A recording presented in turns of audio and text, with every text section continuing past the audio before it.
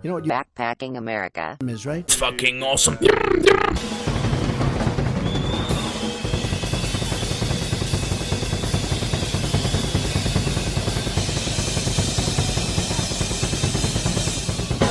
It's Backpacking America, an analytical podcast. You already know Wise Guys Sammy's has the best sandwich in downtown Oneonta, but now they've also been voted Reader's Choice for best burger in all of Oneonta.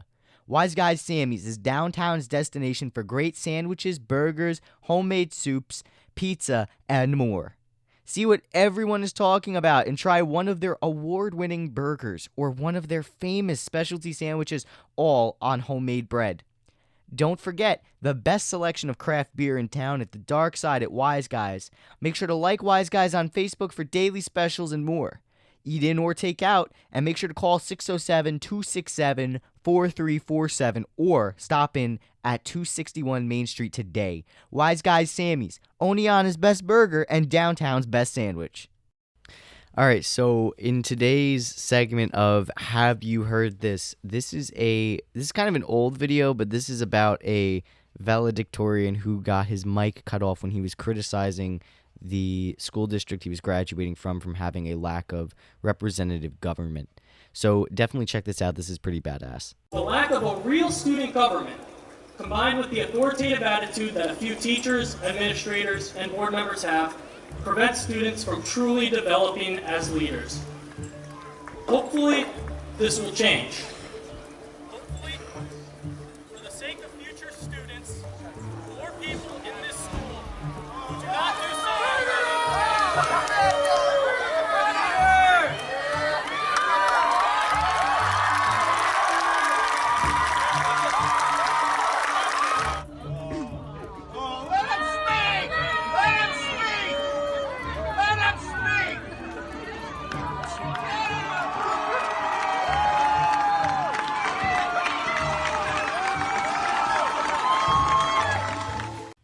Oh boy, do I got some updates for you guys. So obviously a change of scenery. I moved, and excuse me as I readjust that. That was very annoying.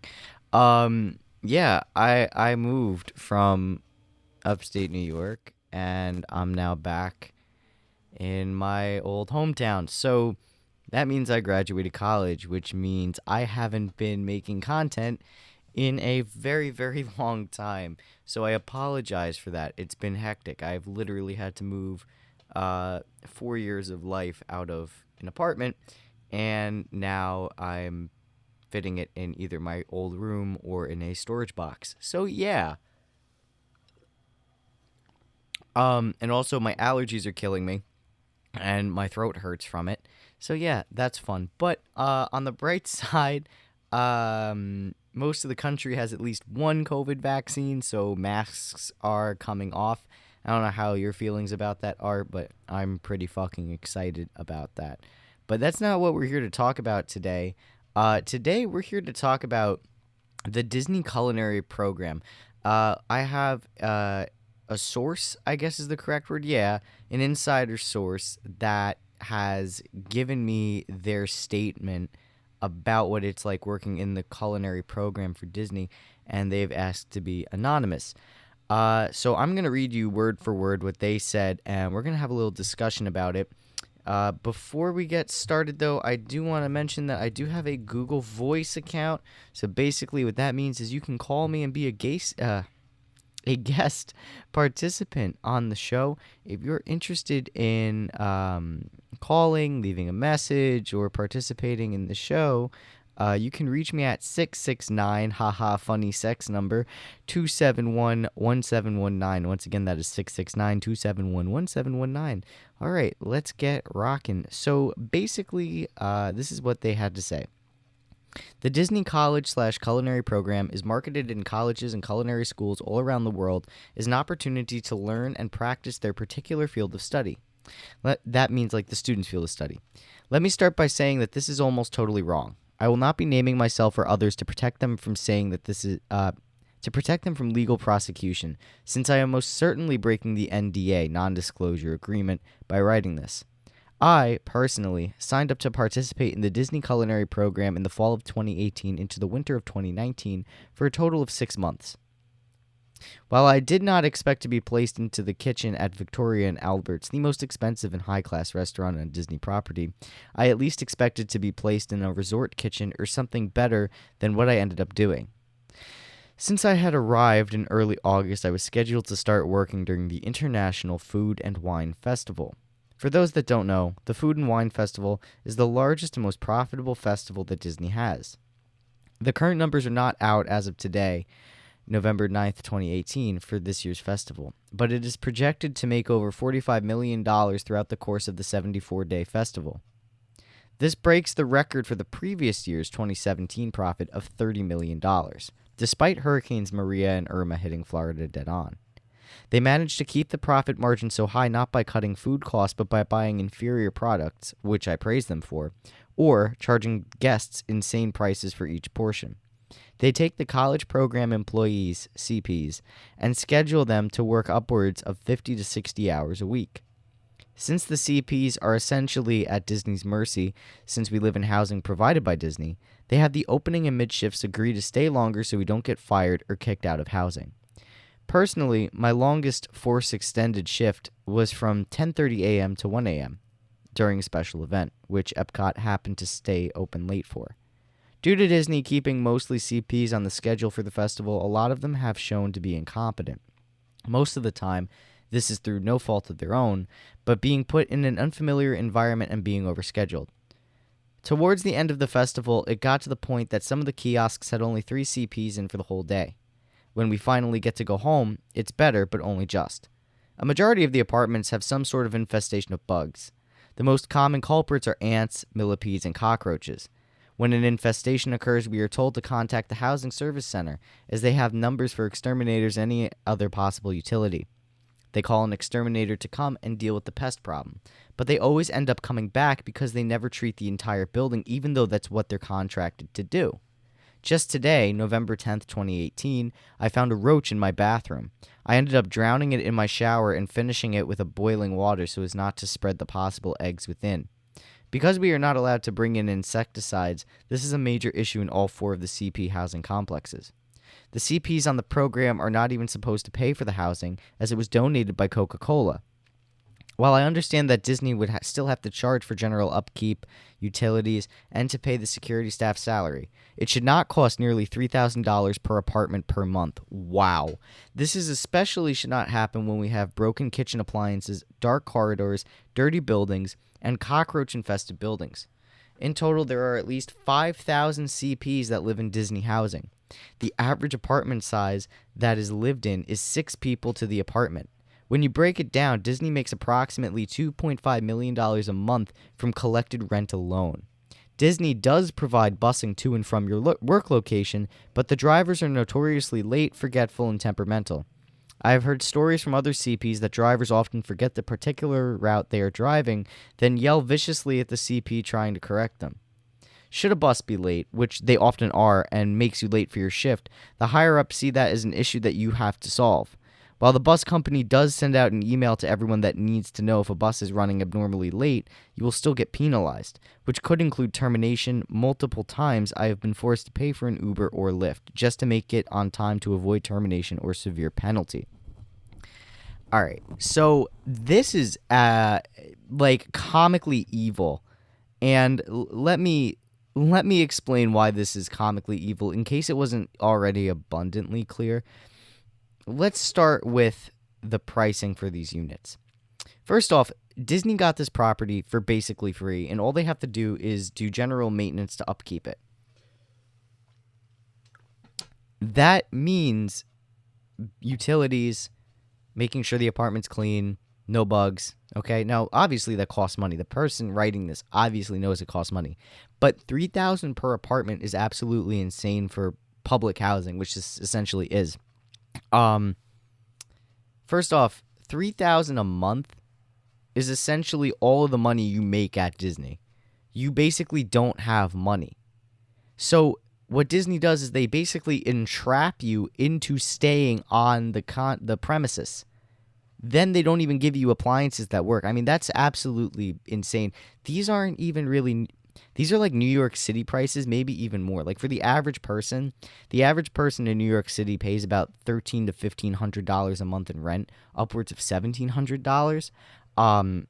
This is like bourgeois housing, $3,000 a month. Like this is like what upper middle income to lower level wealthy people pay a month to live in New York City, in like the good parts of New York City, Upper East Side.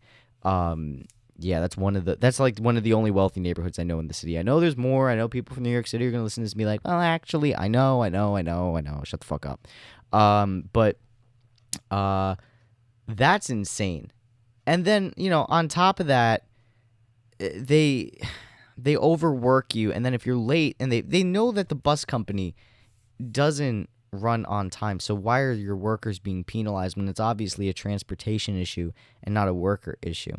You're like, they get the housing for free and then they overcharge it. They're literally making hundreds of percents above their cost value. They're making such a huge profit that why would you even fire your workers when you're still profiting off of them living in the apartment complex? It makes no sense, number one.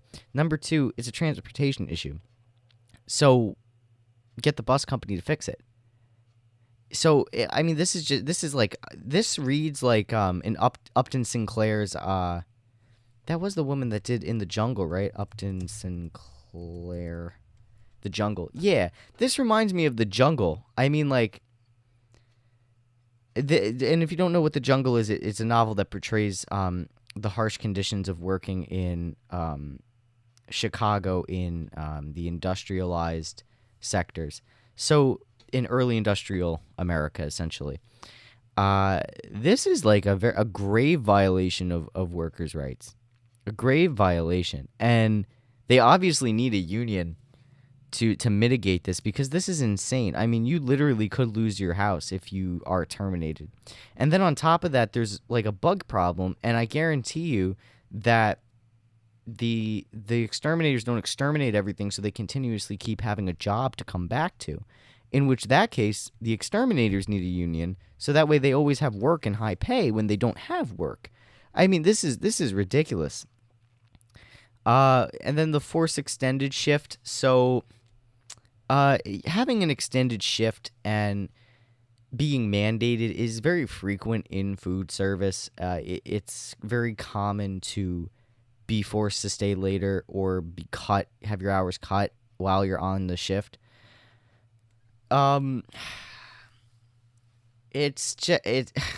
Jesus Christ. But this is terrible. This is I think like a 10:30 to 11. Wait, so I'm trying to do quick math. 12, 13, 14. This is like a 14 and a half hour shift. And sometimes people stay longer than that. So that's like an inhumane level of working. And then on top of that, they charge extra for a lower quality profit of food. Now, I know that this is what that person praises them for, but this is one of the coldest capitalistic tenants ever that I've ever seen. One of them that I've ever seen a company do. I mean, like literally just getting lower quality food and upcharging for it. It's pure capitalism at its finest. Same thing with the donations. First off, I think it's dystopian that Coca-Cola can donate housing complexes. If that's fucking insane. And then Disney has the balls to say, yeah, it's $3,000 a month for 6 of you. This is like student housing in a university town where they jam pack everyone into an apartment and then they charge each person $3,000 or like $1,000. In my college town, it was, for the unit I was renting in, it was $3,200 for 2 and $2,700 for 3. So like the more people you got, the less your rent was. But it was still a lot. It was still more than what you paid. So basically, it was taking your refund checks from the school, and the landlord was taking them. So that's essentially what happened, right? It's entrapment. It should be illegal, but it's not seen as that in the legal system. So Disney is basically doing this to these college students in the same way that any other landlord in a college town will do it. And this should count as entrapment because you literally can't leave You can only buy the essentials. And, I don't understand why you have to live on the complex in order to get your college credit.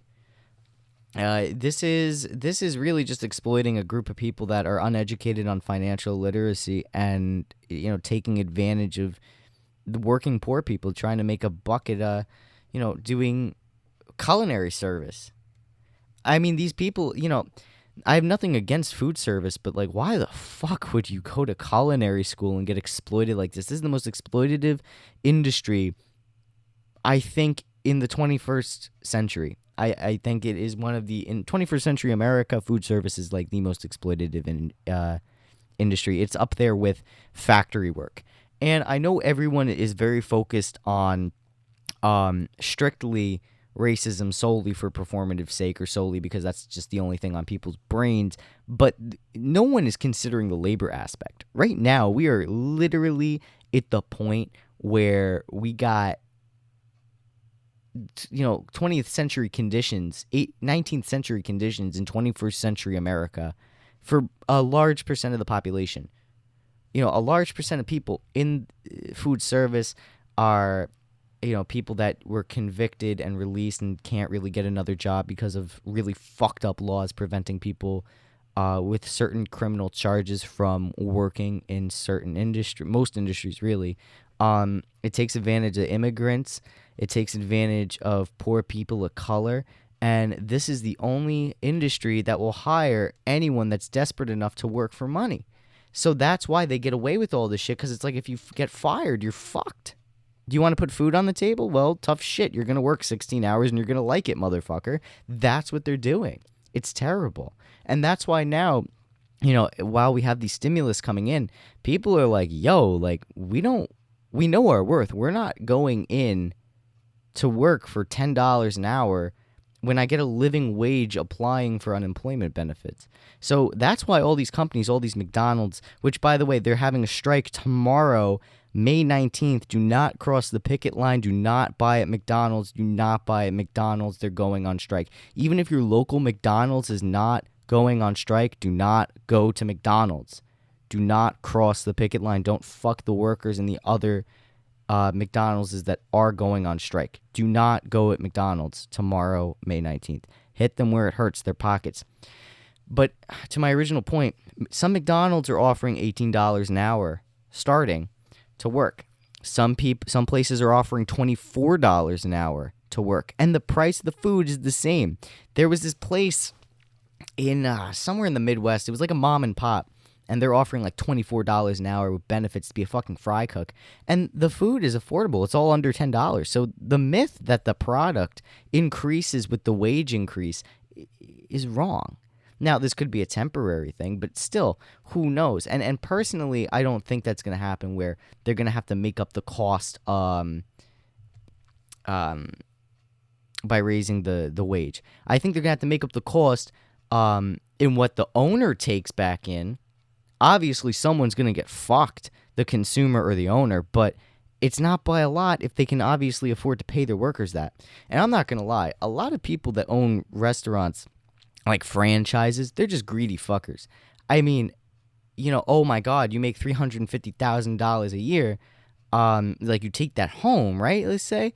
And it's like, well, my workers don't want to work or they're going on strike. Okay, I'll take the hit for like, say, I don't know, $100,000, right? It's a big hit, but you still have $250,000 to take home, like after expenses. And we got to look at things like after expenses, right? And you know what? If you can't afford to pay your workers, then you shouldn't be in business, or you shouldn't make products that don't attract enough people. Like you're not getting people hooked on your food. You got to innovate, right? Capitalism breeds innovation, and unfortunately in capitalism, if you suck shit, you die. So now you're suffering from your own principles that you're advocating for. And that's a lot of things that piss me off about America, too, is that people have all these principles, but they don't look at it philosophically where it has to be applied to everything. Like, if you're going to say, well, you should pull yourself up by your bootstraps and be better with saving your money to a worker, and then your business starts to tank because you're not good at saving your money and you're not pulling yourself up by your bootstraps, and then you're complaining about it, maybe you shouldn't hold that viewpoint. Maybe you should be a little more egalitarian with how you treat your workers, i.e., letting them form a union and maybe paying them and giving them benefits. And that's, what happened with the factory jobs after, the union wave of the 30s. A lot of these jobs ended up getting unionized and being really good jobs to work for. For example, like even construction, right? Construction was very dangerous in the 30s. Unionization made them very profitable, right?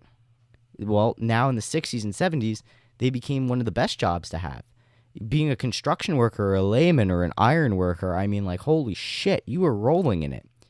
And companies still were able to afford it, and companies were still able to work, So it's very doable. The problem is, and the real problem here is this: the mafia took over the unions somehow.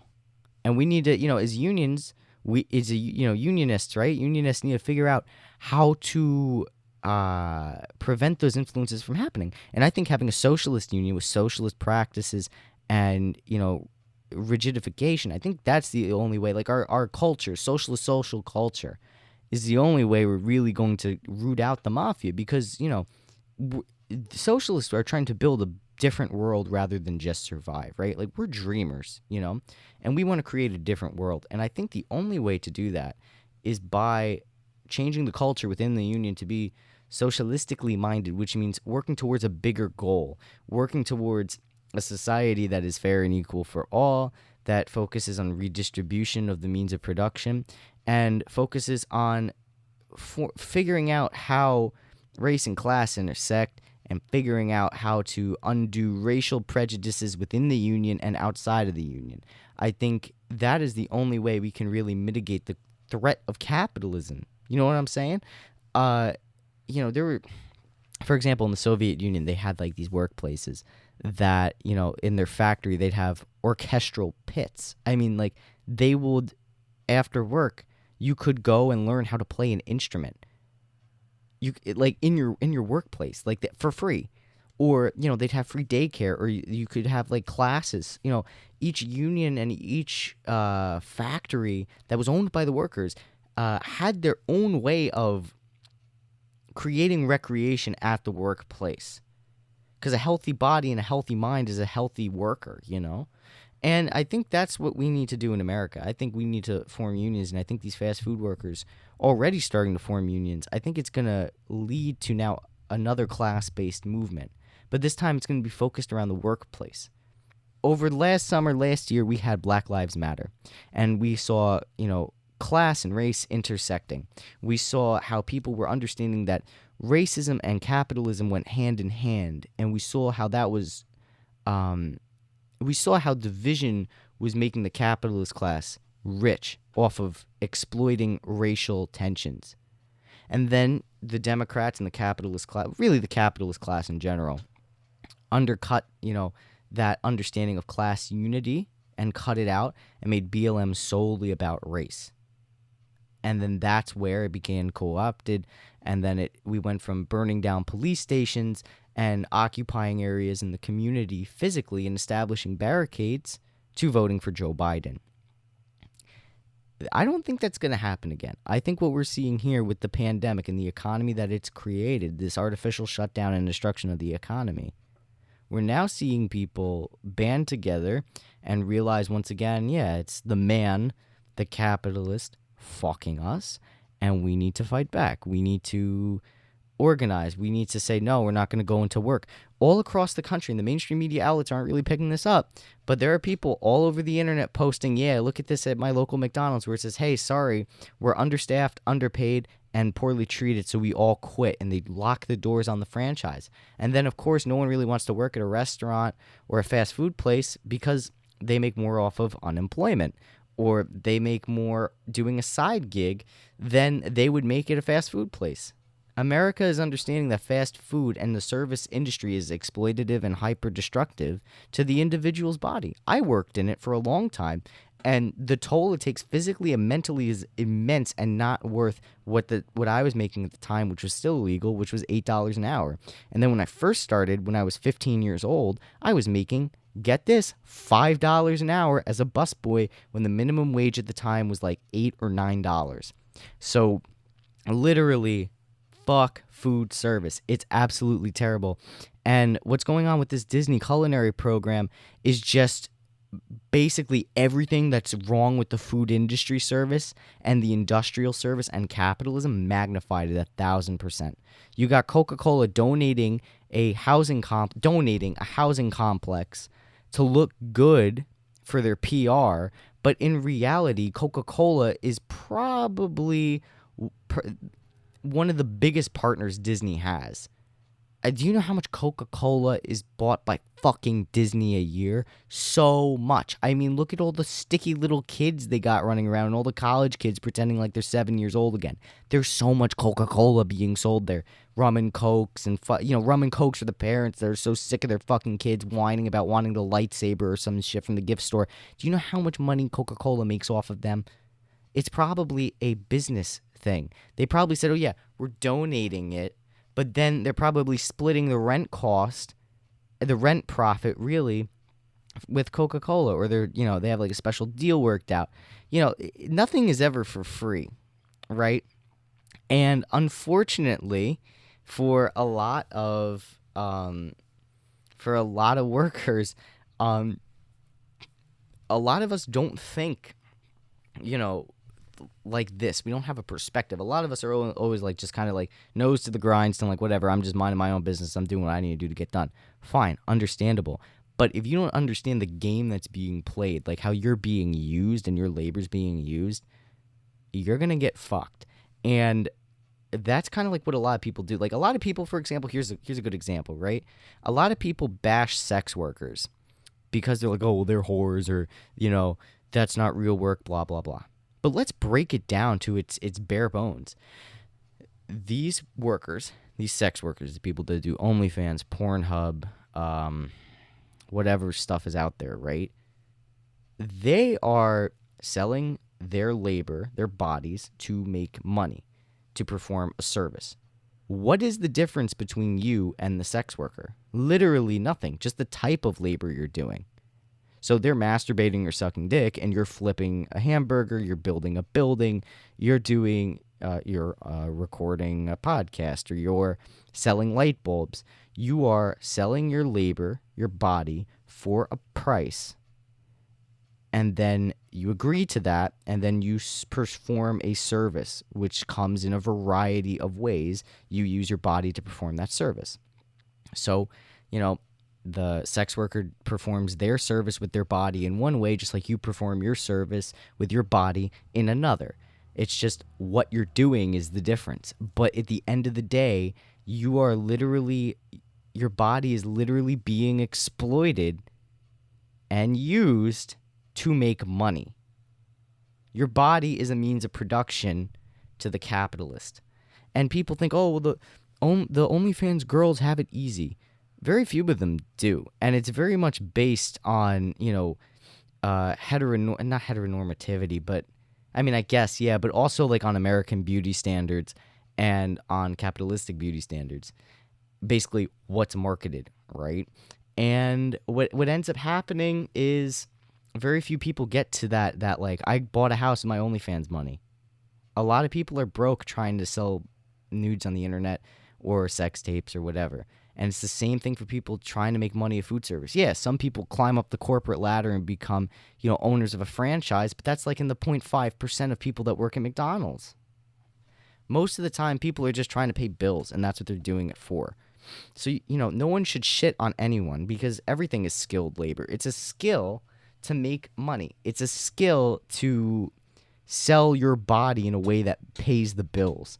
Whether you be a car washer, or an actor or whatever, it's all a skill because you're trying to keep your job and you're trying to perform a service and you end up doing it well. That's a skill. Everyone that says anything is unskilled labor, if it doesn't require a college degree, wouldn't last a day in a regular working class job. They wouldn't last a day in a dish room. They wouldn't last a day, really, at a fryer. They wouldn't last a day in a factory. They wouldn't last a day in a catering hall. And it's just you can tell that they don't have a job in those industries anymore. Or if they did have a job in that industry, it was 40 years ago when everything changed. Things are a lot different now, and unfortunately that perspective erodes over time because, you live different lives. Um Basically what I'm trying to get at is people don't appreciate the service workers because it's like, oh, well, they're performing a service for me. I'm the customer. I'm always right. And that's not true. We got, service workers got to put up with a lot of bullshit. A lot of bullshit. And we're human beings at the end of the day. It's not right. And I just think it's really despicable that there are people out there that want to say, oh, you don't deserve a union because you don't really perform anything, or oh, fast food is just for kids. And it's like, it's not. There's people that go to school for this. Like the person that wrote this whole excerpt exposing Disney for its abhorrent housing and work practices and living conditions, they're going to school for this. They want to be professional chefs. They want to be professional restaurateurs. They don't want to just, if they wanted to just lounge around and make a quick dollar, they would have stayed at home, worked at McDonald's for 3 months, bought a pound of weed, and then sold weed for the rest of their life. There's differences here, right? And I'm not knocking weed, bud dealers or anything like that, because like they got to make a dollar too. But like that's the easiest way to make a dollar. It really is the easiest way to make a dollar. It's a skill to sell things, so I'm not saying it's unskilled, but like it is the easiest way to make money, I think. But like what's going on with this, with the culinary thing, there's people that go to school for it, So nothing is really unskilled labor, and that's why people in the culinary program specifically, because this is what this episode is about, and I know we touched on a lot of things, but these people need help, and Disney has historically been really exploitative with its employees. They have employees that live out of their cars. There was an older woman, she was in her 70s, and she died in her car because she couldn't afford a place to live, and she was working at Disney most of her days, most hours of the day, and every day a week, and still not being able to afford a place to live is an old woman. They literally are they charge $3,000 a month for CP housing. That's all of your money that you made gone, and then on top of that, like no educational institution should be trying to put their students through this. It is literally antithetical to a university experience, to a college education, and it is honestly unethical to the highest degree to say that this is a good opportunity when really it's just regular food service work for college credit and getting your money scammed and living in worse conditions than a dorm. I lived in a really shitty dorm my sophomore year of college, like a really shitty dorm with really shitty food, and we never even had most of the problems these people have. My sink always worked. My electric always worked. I never had an issue with my bed. I never had an issue with bugs. And it was a little more. It was about, because dorms cost a lot of money. I shared a room that was maybe a half or a third of the size of the one I'm in now with another guy for over $4,200 a semester in a little box. And we had a common room and then another little box for my other roommates and a shared bathroom for all of us, right? $4,200 per person. So it's the same shtick they're doing at Disney, but with none of the problems. So basically, for a college institution to say, yeah, this is a good way to make money and to learn about the industry, it's bullshit. And something needs to be done. Everyone's focused on the racial issues, the gender issues, which we need to. America's a fucked up place for that. But until we get rid of capitalism, until we look at the labor issues, this is a glaring example of destruction of the laborer.